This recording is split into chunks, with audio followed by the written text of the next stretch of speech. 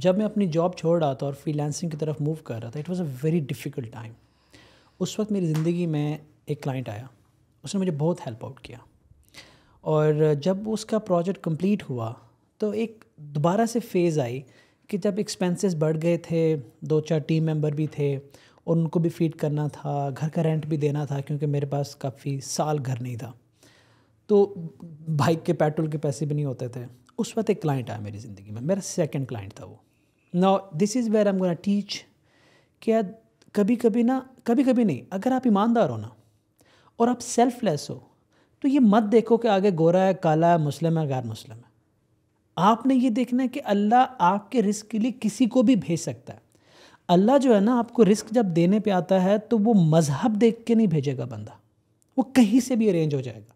हो सकता है वो इंसान ना हो, किसी जानवर से अरेंज हो जाए, कहीं किसी खाम खा कोई ना जानवर हो ना इंसान हो, कहीं से आपको कुछ मिल जाए। Anything can happen. तो आप लोग ये देखते हैं कि अच्छा यार इसके साथ बेईमानी कर दें, उसके साथ बेईमानी कर दें। तो I am gonna tell you the story कि वो क्लाइंट आया, उसका एक प्रोडक्ट बनना था जो कि हेल्थ केयर में था। हेल्थ केयर शुरू से मेरे साथ रहा और उसको नहीं पता था और उस वक्त मुझे भी नहीं पता था। मुझे डेवलपमेंट स्किल्स मेरे बहुत स्ट्रॉन्ग थे लेकिन हेल्थ केयर का मुझे इतना नहीं पता था। उसके पास एक ब्रीफ सा आइडिया था, हमने बनाना शुरू किया। उसने ना मुझे $700-800 महीने पे रख लिया कि मैं आपको, और मेरे लिए बहुत बड़ी अमाउंट थी $700-800 महीने की। उस वक्त हम काम करना शुरू हुए, 3-4-5 महीने गुजरे। तो वो क्या करता, वो जाता दुनिया के सिस्टम को स्टडी करता, फिर मुझे हर हफ्ते बाद आके कहता है इरफान हमने ये भी करना है, हमने ये भी करना है, हमने ये भी करना है। फिर मैं कुछ सिस्टम स्टडी करता था, हम वीकली मीटिंग में मिलते थे, मैं भी उसको सजेशन देता था। हम लोग अपने सिस्टम को ना इम्प्रूव करने में लग गए। इसी दौरान 5-6-8 महीने गुजर गए और उसके पास ना पैसे ख़त्म होना शुरू हुए। उसकी वाइफ बीमार हो गई। मैंने फिर देखा कि वो इस प्रोजेक्ट के ऊपर 40-50 हज़ार डॉलर ऑलरेडी किसी और डेवलपर पे लगा चुका था। तो खैर हमें 2 साल काम किया साथ, और जब हमने टीम मेंबर ऐड किए, प्रोजेक्ट का स्केल बढ़ा, तो उसकी जो कॉस्ट थी पर मंथ वो तकरीबन 8 से 10 हज़ार डॉलर पे चली गई, क्योंकि 8-10 लोग हमारे साथ जुड़ गए।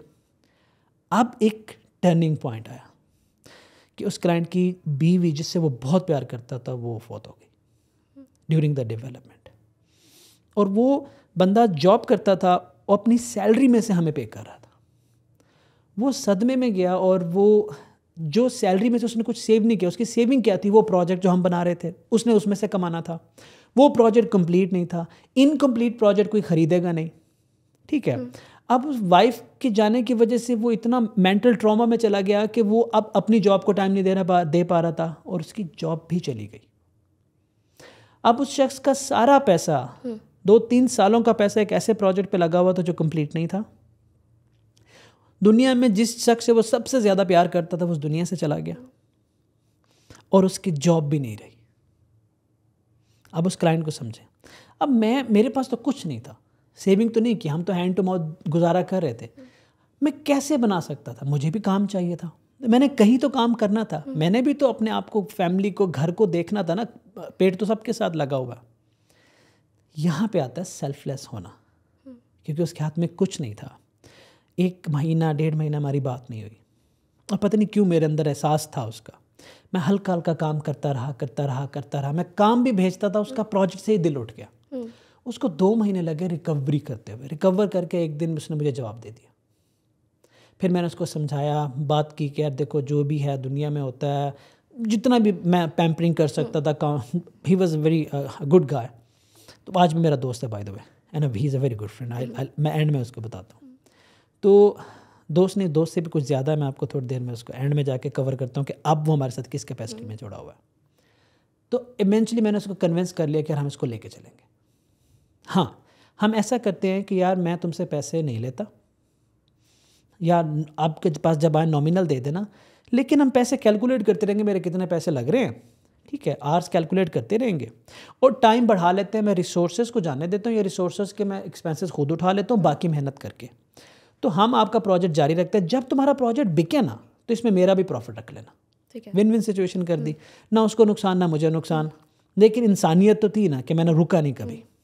तो हमने प्रोजेक्ट बनाना शुरू कर दिया। अब मैं 8-10 लोगों के पैसे कहाँ से दूँ, वो तो मुझे नहीं दे पा रहा। तो मैं क्या करता था, रात को मैं छोटे मोटे और प्रोजेक्ट पकड़ के करता था, उधर से पैसे निकालता था और टीम लगी हुई थी इस प्रोजेक्ट के ऊपर। मैं उधर से पैसे लेके, दूसरे क्लाइंट से पैसे लेके टीम को देता था और फिर सारा दिन इस पे काम करता था। मैनी मंथ्स मैंने डे एंड नाइट काम किया, 2-3 घंटे से ज़्यादा मैं नहीं सो पाता था, क्योंकि मुझे पता था एक शख्स ने अपना पेट काट के सब कुछ लगा दिया और कुदरती तौर पे वो मुसीबत में आ गया। What should I do now? तो इसके साथ तो खड़ा होना पड़ेगा।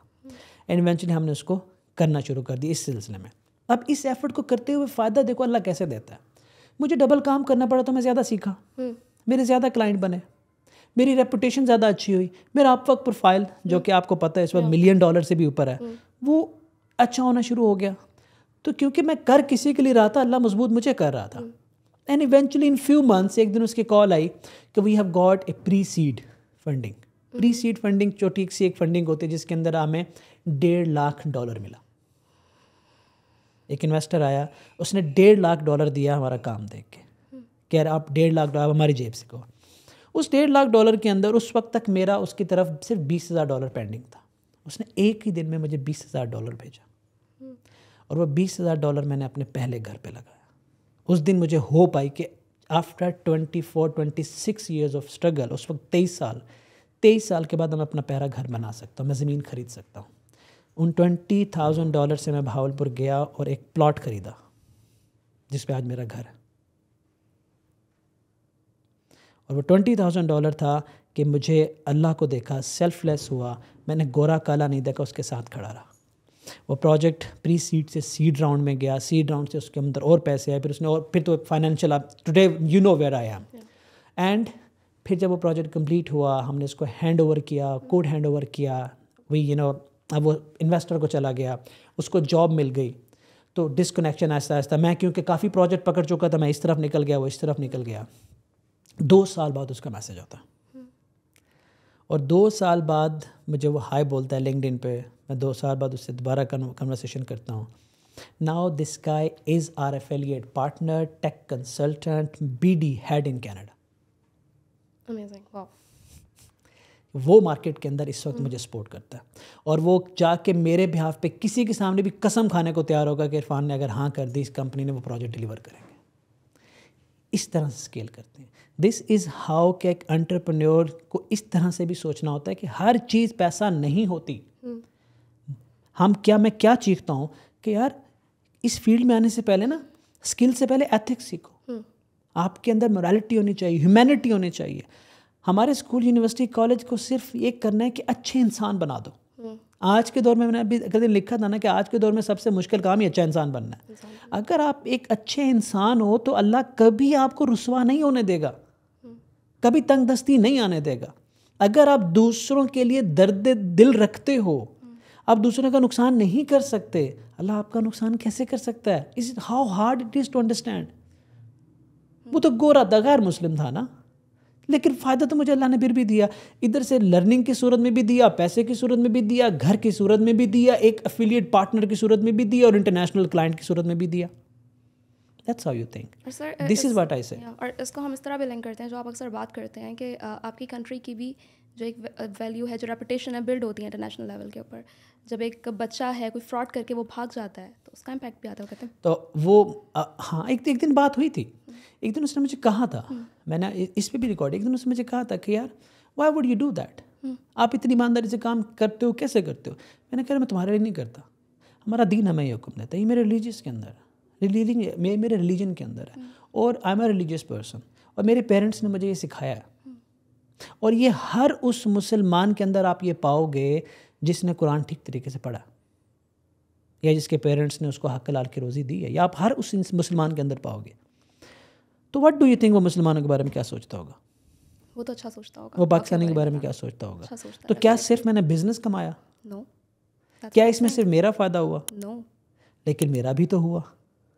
This is what we call win win situation. How simple it is. Life is so simple. हमने इसका मैसअप किया होगा।